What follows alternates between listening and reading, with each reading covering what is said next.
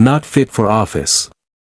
BBC QT audience member tells MPs exactly what everyone is thinking. The Chancellor on Wednesday launched the biggest tax raid in history and confirmed plans to hike borrowing and government spending. A furious BBC Question Time audience member on Thursday took economically illiterate MPs to task in a fiery rant.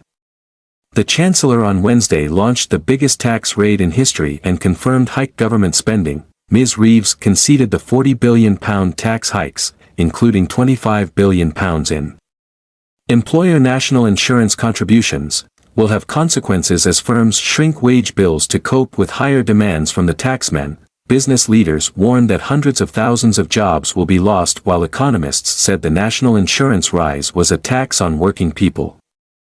And market jitters over the Chancellor's plan for a massive borrowing binge sent the cost of government debt up. Labour has tried to blame the tax hikes on a £22 billion black hole in the public finances, but a member of the public raged on BBC Question Time, "My entire life, boom and bust. Whenever there is a change from Tory to Labour, Labour will come in, the Tories will come in, like Cameron did in 2010, and the Labour lot had left a note saying, haha, there's no money left, then the Tories smashed the economy and Labour come and say, oh, well, we've got fill this 40 billion, 9 billion, 22 billion, it changes by the day, who knows, I do not understand how, out of 65 million people in this country, we end up with economically illiterate people in the government, boom and bust, all the time.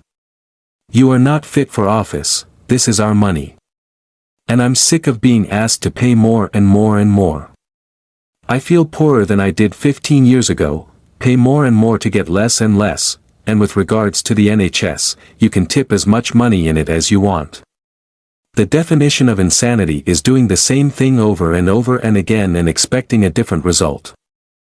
Tories claim the budget amounts an extra £2,237 in tax for the average working household a year. The analysis showed that over the next 5 years it would mean a total tax bill of over £9,700. Choices made by the Chancellor will see the overall tax burden reach a record 38.3% of gross domestic product, GDP. In 2027-28, the highest since 1948, the Office for Budget Responsibility, OBR, forecasts that by 2026-27, some 76% of the total cost of the NIC's increase is passed on through lower real wages, a combination of a squeeze on pay rises and increased prices. The measure could also lead to the equivalent of around 50,000 average-hour jobs being lost, the watchdog said. Ms. Reeves defended her reforms, insisting, this budget was to wipe the slate clean after the mismanagement and the cover-up of the previous government. I had to make big choices. I don't want to repeat a budget like this ever again, but it was necessary to get our public finances and our public services on a stable trajectory. But she admitted that national insurance hikes would have an impact on pay. I said that it will have consequences, she said. It will mean that businesses will have to absorb some of this through profits, and it is likely to mean that wage increases might be slightly less than they otherwise would have been. But overall, the Office of Budget Responsibility forecast that household incomes will increase during this parliament.